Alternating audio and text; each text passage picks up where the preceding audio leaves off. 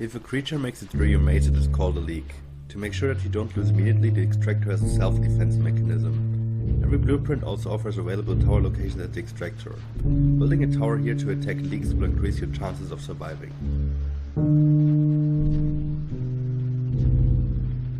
At some point your defense cannot hold anymore.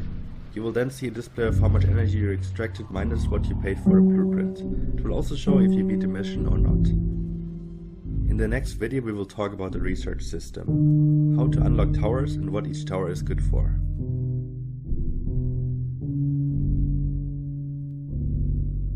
Welcome back. In this video we will introduce you to the research system and towers of Defense Task Force. If you end a mission, you will come up with a screen that looks like this. It's a quick summary of your performance as well as a good way to check how much of the energy was extracted. Of all the energy generated, you will be able to extract 1%. In our example, 5,900 energy was generated, which results in 59 total energy extracted. The blueprint we used was free, so this is our net profit. This energy can now be used to research and unlock new towers and upgrades. Click Research. Now it shows an overview about all your towers and their individual upgrades.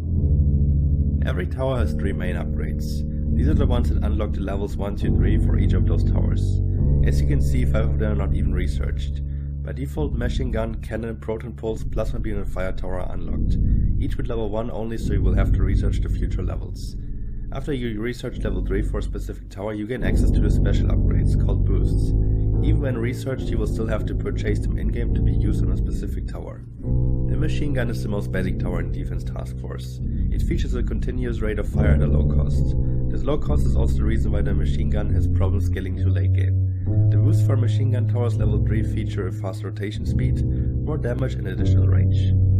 The cannon tower is the big brother of the machine gun. More costly, more damage but at a lower attack rate, good at dealing with heavy armored units. Boosts feature upgrades for rate of fire, rotation speed, damage, range and a chance to stun its target. The missile tower has a very high range paired with a blast that damages nearby Kraken units. It's also the first tower in our list that needs to be unlocked. This only costs 50 energy but requires us to beat Sergeant. On the bottom bar we can see that we need 50 experience, so we may check again at a later point. After unlocking level 3 of the missile tower, you gain access to upgrades for rate of fire, rotation speed, damage, range and stun chance. The proton pulse is your perfect starting opportunity. With a powerful primary attack and a chain that bounces onto secondary targets. On high upgrades, this tower also gets more chain steps. The special about this tower is also that it has a total of 7 different boosts to select. Besides the classic ones, it also offers upgrades for chain damage or increasing the number of chain jumps. Next in the list is the plasma beam tower. A continuous beam will make sure you deal more damage the longer you attack your enemy, so it is perfect for taking down these big guys. Boosts allow you to decrease the time needed to gain your full damage output. Have fun burning your enemies. The fire tower is your tool to keep those enemy shields down and to deal with weak mass creatures. Researching level 3 unlocks upgrades for rotation speed, damage and range. The space-time tower is necessary for every advanced defender. It will simply slow down the movement of every attacker in range. This buys you time and allows for better positioning of area skills. Upgrades and boosts feature more improved slowdown and more range. Tesla Tower is my personal favorite. With its lightning attacks that jump to additional targets, you will take down small and big Kraken units equally. Upgrades amongst other things allow you to deal even more damage the more enemies you already hit before. Just like the space-time tower, this one also applies an effect to every creep in range. Instead of slowing them down, they will take poison damage over time. This also slows down the shield regeneration of runners. Boosts allow for more damage, longer poison duration or simply more range. You want to deal with those big creatures and erase them with a single hit? Well, with this tower it is practically possible. The sniper tower has a very powerful attack with the downside of a long attack cooldown. Upgrades allow for faster recharging rate, better rotation speed, more damage, more range, or a chance to stun the target if it's not there already. In addition to all the tower upgrades, you can also research global skills. These upgrades don't require activating in-game and will always apply when you start a new mission. They feature more starting energy, additional extractor health, or improved auto-defense system. Also be sure to check out the next video. All the important information about game settings and key bindings in one place. Welcome to the last of the basic tutorials. We're going to have a look at all the different settings and keybinds of the game. You can reach the settings menu by clicking on the settings button in the main menu or by pressing escape in-game. As you can see, the different settings are pretty clear and there's only 3 categories.